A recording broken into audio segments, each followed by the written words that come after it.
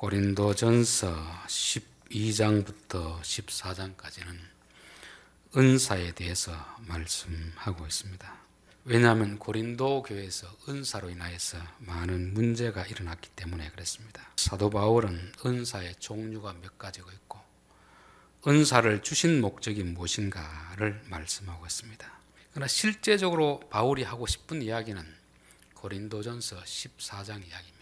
왜냐하면 여기 나오는 9가지 은사 중에서 제일 문제가 되었던 게 뭐냐면 방언의 은사였거든요.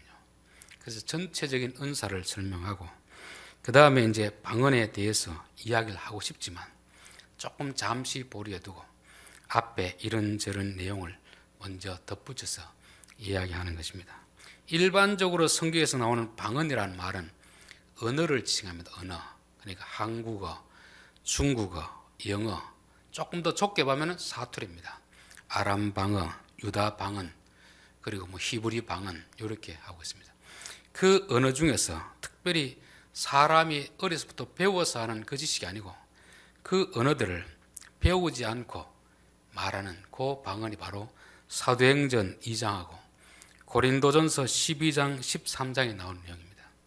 이 방언은 오늘날 말하는 랄랄라 방언이 아닙니다. 각종 언어들을 말함을, 각종 언어들을 통역함을, 그러니까 사도행전 2장에 나왔던 그 내용, 그 방언을 말하고 있습니다. 그런데 우리 한국교회에서는 그냥 다 방언이라고 해놓으니까 방언이라는 단어 나오면은 오늘 이 경험을 가지고 지금 이해하려고 하는데 그거는 좀 구분할 필요가 있습니다. 12장, 13장 다 방언은 사도행전의 방언을 말하고 있는 것이고 그래서 이건 항상 복수로 나오고 있습니다. 각종 방언들 말함을. 그리고 14장에는 몇몇 그 방언은 어떤 방언, 알아듣지 못하는 방언. 요거는 이제 한글 성경에 구분이 안 되는데 요 헬라어 성경이나 영어 성경에는 분명히 구분이 되어 있습니다. 그래서 우리가 12장, 13장을 볼 때는 항상 어디를 목표로 하고 봐야 되냐면은 14장을 염두에 두고 봐야 됩니다. 왜냐하면 사도 바울이 하고 싶은 이야기는 12장, 13장이 아니고 사실은 14장을 말씀하고 싶은 그런 것이거든요. 이 성경에 보면 어떤 것에 대해서 이야기할 때 직설적으로 표현하기보다는 우회적으로 둘러서 표현하는 경우가 있습니다. 나단 선지자가 다윗을 찾아와서 다윗의 잘못을 지적할 때 곧바로 지적하지 않습니다. 그 마을에 어떤 사람이 있는데 양을 100마리 가진 사람이 있고 1마리 가진 사람이 있는데 100마리 가진 사람에게 친구가 찾았을 때 자기 양을 잡지 않고 1마리 있는 사람 양을 빼앗아 가지고 잡았는데 이거 어떻게 해야 되겠습니까? 그 이야기 지금 누구를 향하는 말입니까? 다윗의 잘못을 우회적으로 빙 둘러가 이야기잖아요. 다윗이 여기서 좀 화를 내니까 그게 바로 당신입니다. 직설적으로 표현하는 것이죠. 요한복음 8장에도 보면은 예수님 앞에 현장에서 가나마다 잡혀온 여자를 다 죽이려고 돌을 들고 있는 것입니다. 그때 예수님이 그들 앞에 제일 앞장선 사람 앞에 글씨로 뭔가를 씁니다. 뭘 쓰는지는 몰라요. 근데 우리가 유추해 볼 때 그 돌을 들고 그 여자를 죽이려고 있는 사람의 죄를 쓰는 것입니다. 숫자를 쓰든지 상징력을 쓰면 이 사람이 어떻게 내 죄를 알았지? 이리가 도망가는 것입니다. 그러면서 너희 중에 죄 없는 자가 돌로 치라는 것입니다. 왜 이렇게 우회적으로 표현하느냐 하면 우리가 보통 신문에 보면 실명을 거론할 수도 있지만 김모모씨 이렇게 하면 다른 사람들에게는 드러나지 않도록 하는 것입니다. 그러나 본인은 알겠습니까 모르겠습니까? 본인은 아는 거죠. 이게 이제 우회적인 방법으로 성경을 표현하는 것입니다. 마태복음 보면은 비유로 말씀하실 때가 있습니다. 비유로 말씀하는 여러 가지 의미가 있는데 비유로 말씀하시고 나서 예수님이 귀 있는 자는 들을지어다. 귀 있는 자는 들을지어다. 그러니 그 말을 곧이곧대로 들으면 안 된다는 말이죠. 씨 뿌린 자의 비유를 통해서 예수님이 하고 싶은 진짜 하고 싶은 말은 뒤에 있다는 것입니다. 일반 사람들은 앞에 하는 말만 듣고 농사 짓는 비결이구나 이렇게 생각할 수가 있습니다. 그러나 진짜 들을 끼는 사람은 이거는 농사 짓는 이야기 아니다. 농사 짓는 이야기를 통해 가지고 하나님 나라가 우리 마음속에 어떻게 이루어지는가 그걸 가르쳐 주는 것입니다. 자, 그럼 오늘도 여기 몸과 지체를 말할 때 예수님이 지금 우리 몸의 건강을 위해서 이런 이야기 하겠습니까? 그런 말 아니거든요. 교회를 두고 말하는 교회. 그리스도도 그러하니라 말은 몸과 지체의 관계를 통해서 교회가 어떤 것인가를 말씀하고 있습니다. 우리 몸에는 여러 가지 지체가 있지만 그러나 지체 어느 하나가 소중하지 않는 것이 없고 다 소중하다, 그걸 가르치는 것입니다. 즉 교회 안에는 여러 부류의 사람들이 있지만 각각 사람들이 다 소중하다는 것이고, 하나님이 우리 지체를 그가 정하신 위치에 두신 것처럼 교회에 있는 모든 멤버들도 하나님께서 다 두시는 것입니다. 그러면서 발이 이르되 나는 손이 아니니 몸에 붙지 아니하였다 할지라도 이로써 몸에 붙지 아니하였다 할 것이 아니요, 귀가 이르되 나는 눈이 아니니 몸에 붙지 아니하였다 할지라도 이로써 몸에 붙지 아니하는 것이 아니니. 요 말은 지금 교회 안에 스스로 열등감을 가진 사람이 있다는 것입니다. 그럼 여기서 발이라든지 귀라는 이 신체는 고린도 교회로 말하면 어떤 자들이겠습니까? 은사를 받은 사람이겠습니까? 받지 않은 사람이겠습니까? 은사를 받지 못한 성도입니다. 왜냐하면 고린도 교회에서는 은사도 못 받은 사람이 뭐 믿음이 있다고, 구원도 못 받은 사람들이 이런 말을 자꾸 해야 되니까 은사를 못 받은 사람이 마치 발처럼 귀처럼 아이고 난 은사도 못 받았는데 내가 무슨 가치가 있나, 이렇게 스스로 열등감에 빠지는 것입니다. 자, 21절 눈이 손들어 내가 너를 쓸데없다 하거나 또한 머리가 발들어 너를 쓸데없다 하지 못하리라. 요게 눈, 머리는 누구에 해당되겠습니까? 고린도 교회로 말하면 은사를 받은 사람들. 그 중에서 어떤 사람들? 방언 받은 사람, 방언 받은 사람들. 방언을 받은 사람들이 은사를 받지 못한 사람들에게, 또 은사를 받았더라도 방언이 은사가 아닌 다른 은사를 받은 사람들에게 당신은 교회에서 아무 쓸모가 없습니다, 이렇게 말하는 것입니다. 우리가 이 몸과 지체의 비유는 고린도 교회 상황을 말하고 싶은데 직설적으로 표현하면 혹시라도 상처받을까 싶어서 그래서 애들로 표현하는 것입니다. 그렇기 때문에 뭐가 필요합니까? 통역이 필요합니다. 통역이 필요하고 해설이 필요한 것입니다. 그래서 제가 해설해 준 이유는 사도 바울의 지금 본심은 몸과 지체를 말씀하고 싶은 게 아닙니다. 교회가 몸과 같은 그런 존재고 그 안에는 지체들이 각각 다르지만 서로 은사가 있고 없고 서로 시기하지 말고 경쟁하지 말고, 없다고 해서 서로 열등감에 빠지지 말고 있다고 해서 남을 무시하지 말아라 하는 것입니다. 오늘 22절 그뿐 아니라 열등감에 빠지지도 말고 남을 무시하지도 말고 그게 그뿐 아니라 그런 뜻입니다. 더 약하게 보이는 몸의 지체가 도리어 요긴하고, 몸에 강하게 보이는 지체가 있고 약하게 보이는 지체가 있습니다. 세상은 강하게 보이는 지체에게 모든 관심이 쏟아집니다. 교회 안에도 헌금을 많이 내는 사람, 화려한 옷을 입고 오는 사람, 부자들에게 관심을 집중시키는데 세상에서, 물론 교회에서는 안 그래야 되는데 일부 교회에서 그럴 수가 있다는 것입니다. 몸의 지체에서도 강한 지체보다는 약한 지체가 오히려 더 요긴하다, 더 중요하다는 것을 말씀하고 있습니다. 여러분, 집에 부모님과 자식들이 있으면 누가 더 귀하겠습니까? 부모가 귀하겠습니까? 자식이 귀하겠습니까? 부모를 위해서 자식이 있습니까? 자식을 위해서 부모가 있습니까? 강한 부모를 위해서 약한 자식이 있는 게 아니고 약한 자식을 위해서 부모가 있는 것입니다. 교회는 목사를 위해서 교인들이 있겠습니까? 교인을 위해서 목사가 있겠습니까? 교인을 위해서 목사가 있는 거지 목사를 위해서 교인이 있는 게 아닙니다. 우리 신체도 왜 팔다리 힘을 줬겠습니까? 우리 몸을 보호하라고. 누군가 내 몸을 해치려고 할 때 손과 팔로서 막아내라고 이게 있는 거거든요. 남들은 강한 거, 멋있는 것에 집중하지만 교회라든지 이 몸이라든지 가정, 이것은 오히려 강한 자들은 약한 자들을 보호하라고 있는 것입니다. 교회 안에도 직분자가 있고 은사 받은 사람이 있습니다. 그들은 누구를 위해서 있겠습니까? 교회 안에 믿음이 약한 자를 세워주라고 직분을 세우고 은사를 주는 거 아닙니까? 그런데 고린도 교회는 오히려 반대가 돼가지고 직분이 있고 은사를 받았으면 믿음 약한 자들을 무시하고 깔보고 이런 일이 나잖아요. 그것은 이미 은사를 받은 자체, 왜 주셨는지 그것을 모르기 때문에 그렇습니다. 가정도 그렇고 우리 몸도 그렇고 교회도 그렇고 강한 자보다는 약자가 더 소중하다. 약자를 보호하기 위해서 강한 자를 두시는 것이고 교회 안에 믿음이 약한 자를 위해서 직분자를 세우고 은사를 주는 것입니다. 고린도 교회는 이걸 잊어버리겠거든요. 그래서 몸과 지체의 관계를 통해서 설명해 주는 것입니다. 로마서 14장 1절에 보면 믿음이 연약한 자를 너희가 받되 그의 의견을 비판하지 말라. 어떤 사람은 모든 것을 먹을 만한 믿음이 있고 믿음이 연약한 자는 채소만 먹느니라. 먹는 자는 먹지 않는 자를 업신여기지 말고 먹지 않는 자도 먹는 자를 비판하지 말라. 이는 하나님이 그를 받으셨습니다. 믿음이 큰 자나 작은 자나 하나님이 똑같이 받으셨으니까 서로 비판도 하지 말고 무시하지도 말아라.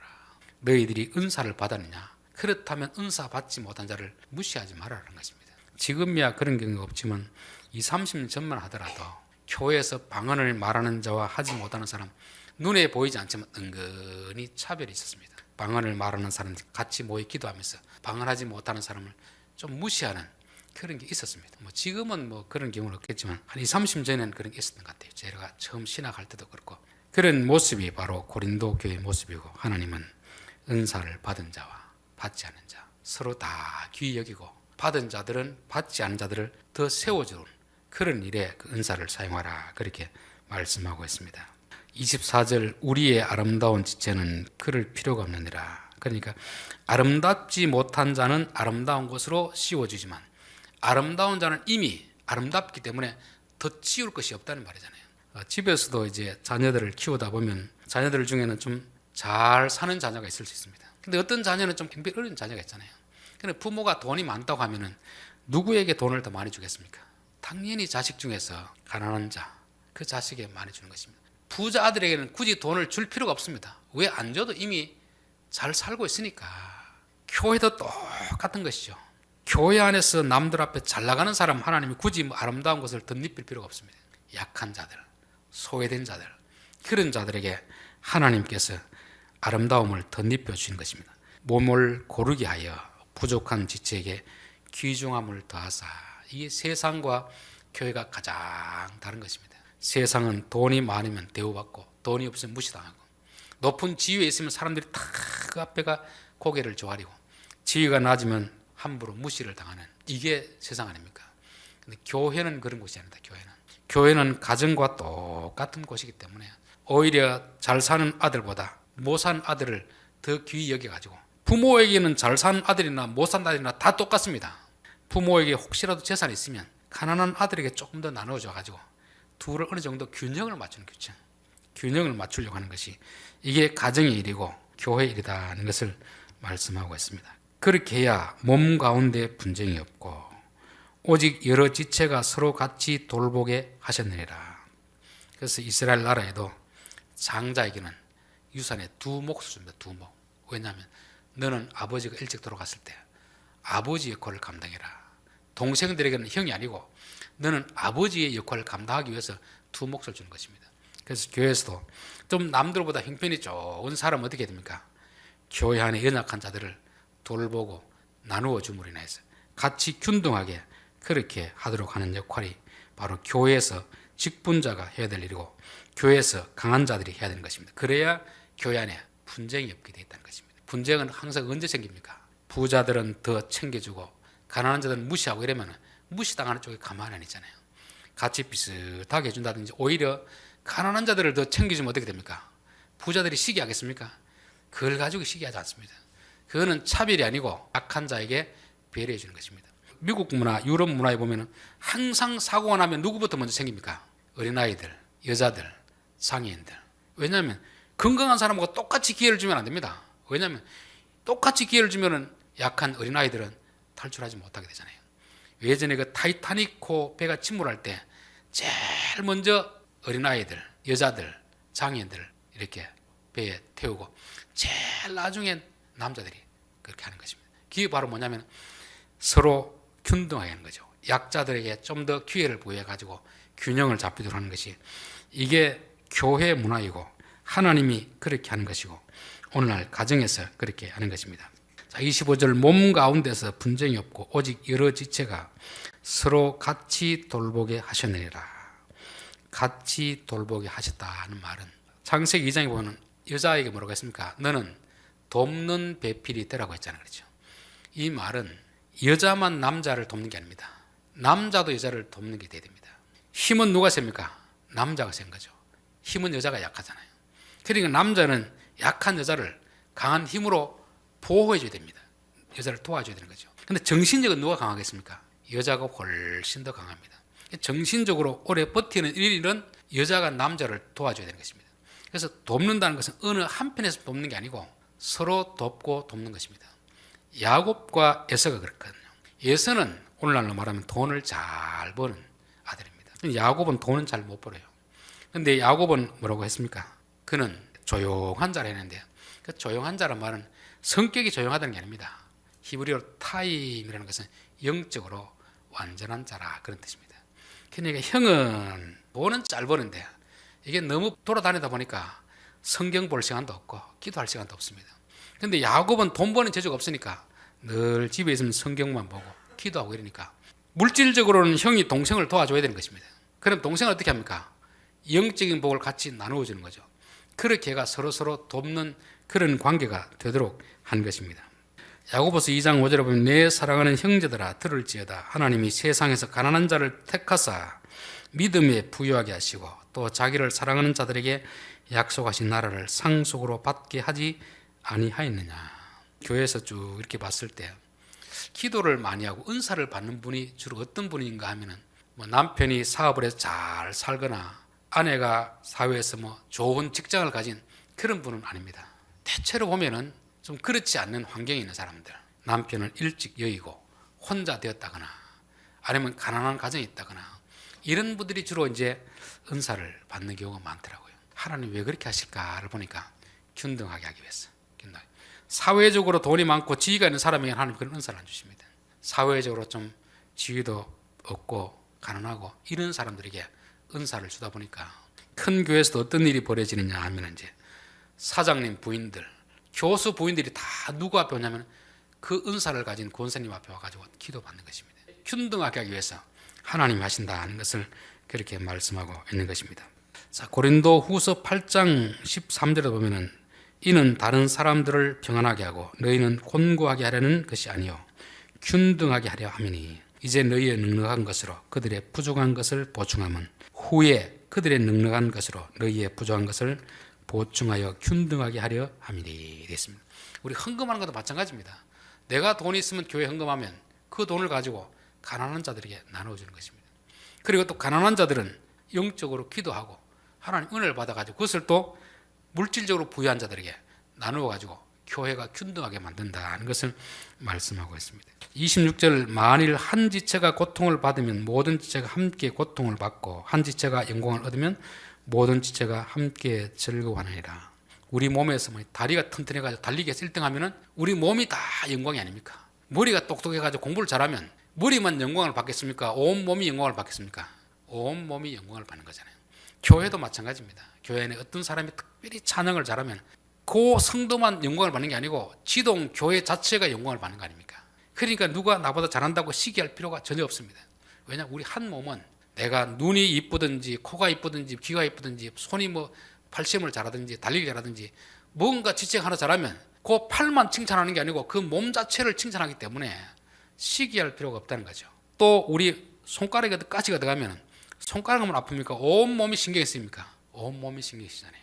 집에서도 마찬가지 아닙니까? 가족이라면 가족 중에 어떤 환자가 있으면 그 환자만 고통당하는 게 아니고 온 가족들이 온통 거기에 신경이 다 쓰이는 것입니다. 이게 지체이고 이게 가정이고 이게 교회이고 그렇습니다. 그래서 저는 진정한 교회는 우리 성도들이 함께 고통을 나눌 수 있는 그 사이즈가 제일 적당하다고 봅니다. 우리 몸이 만약에 어디 한쪽이 잘려나가는데도 다른 몸에서 전혀 인식하지 못하고 있다면 그건 몸이 아니잖아요. 가족도 마찬가지 아닙니까? 자녀들이 있고 부모님이 계실 때 자녀들이 사고 나서 병원에 있는데 부모가 그것을 모르고 밖에나 술이나 먹고 있다면 그건 부모 자격이 없잖아요. 또 부모님이 아파서 병원에 있는데 자녀들이 병원에 안 들다보고 놀러가고 한다면 그게 가족이겠습니까? 가족은 비록 내가 아니더라도 어떤 한 사람이 어려움을 당하면 같이 가서 어려움을 함께 공유하는 것입니다. 또 한 집에 자식이 뭐 잘 되면 온 가족이 기뻐하는 거 아닙니까? 부모님이 잘 돼도 온 가족이 기뻐하듯이 우리 몸도 그렇고 가정도 그렇고 교회도 똑같다는 것을 말씀하고 있습니다. 28절 하나님이 교회 중에 몇을 세우셨으니 첫째는 사도요 둘째는 선자요 셋째는 교사요 그 다음은 능력을 행하는 자요. 교회 안에 몇을 세웠다는 것은 교회를 돌보기 위해서 세우는 것입니다. 모든 사람이 목사일 필요는 없습니다.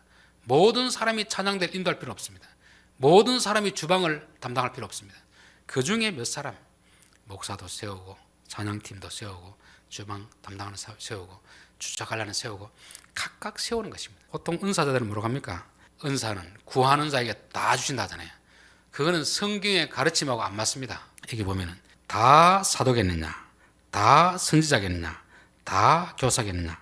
다 능력을 행하는 자이느냐? 7번이라고 7번. 근데 대답은 뭡니까? 한결같이 아닙니다. 아닙니다. 아닙니다. 아닙니다. 그러잖아요. 오늘날 은사주의자들이 하는 말과 성경은 다른 것입니다. 모든 교인들에게 동일한 은사를 주지 않습니다. 특별한 사람에게 몇몇 직분을 주는 거지. 교회에서 다 장로님이 될 필요는 없잖아요.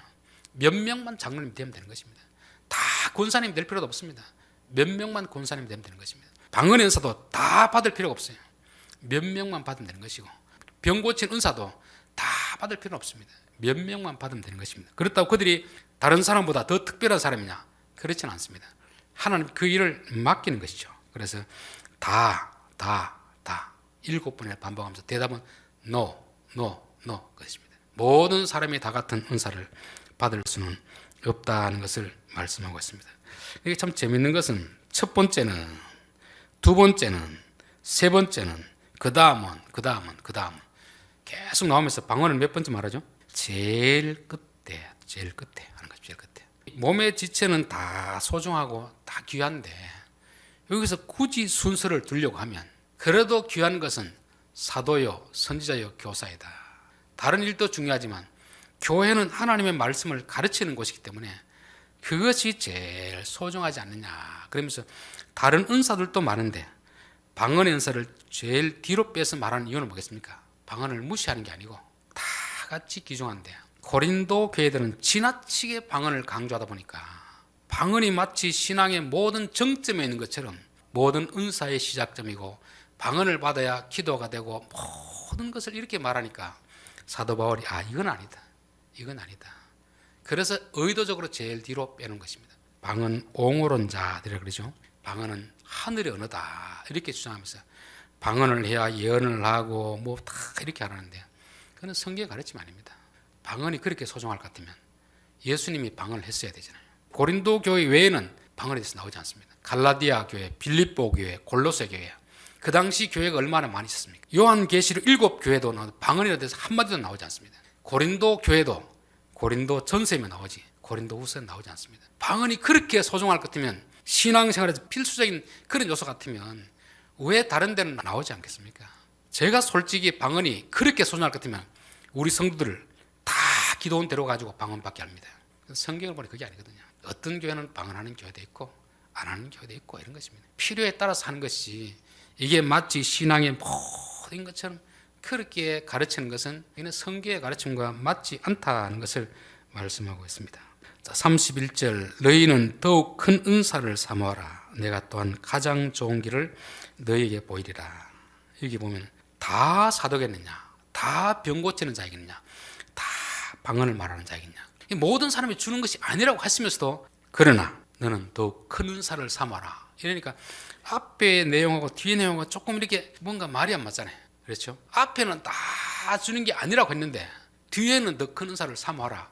이렇게 되어 있으니까 이 바울이 앞에는 이렇게 말했다가 뒤에는 이렇게 말하는 거, 말이 사람이 바뀌는 게 아닙니다. 왜 이런 말을 하면은 14장을 염두에 두고 하는 것입니다. 14장 1절을 보겠습니다. 자, 오늘 12장 31절하고 14장 1절을 바로 가면 문맥적으로는 제일 가깝습니다. 그런데 그 중간에 13장을 끼워 놓은 것입니다. 끼워 놓은 것. 이거는 이제 은사 사용 설명서를 말하고 나서 그 다음에 이제 14장을 1절을 말하는 것입니다. 근데 12장 31절 요 다음에 뭐가 나와야 된다고요? 14장 1절이 나와야 되는 거죠. 우리 보통 뭐 가요 시상식 할 때 보면은 1등 해놓고 금방 발표합니까? 딴 것도 엉뚱한 소리 하다 합니까? 딴 거 막 이야기하고 하잖아요. 여기서도 더욱 큰 은사를 사모하라. 내가 또한 가장 좋은 길을 너희에게 보이리라. 이렇게 하면 고린도 교회에서 방언을 말하는 사람들은 어떻게 생각하겠습니까? 사도 바울이 방언을 말하겠구나 그렇게 생각하는데 그게 아닙니다. 너희 방언을 말하기보다 예언을 말하라. 예언을 말하라고. 그러니까 14장은 방언을 옹호하는 주는 말씀이 아니고 방언에 대해서 부정적인, 특별히 이 방언이라는 것은 14장에 나오는 단어는 못 알아듣는 방언, 오늘날 같은 방언, 방언 옹호란 자들이 그렇게 하늘의 언어라고 강조하고 있는 그 방언에 대해서 14장을 말할 때는 12장 31절에 말하는 더 큰 은사는 방언이 아니고 예언이다 하는 것을 말씀해 주는 것입니다.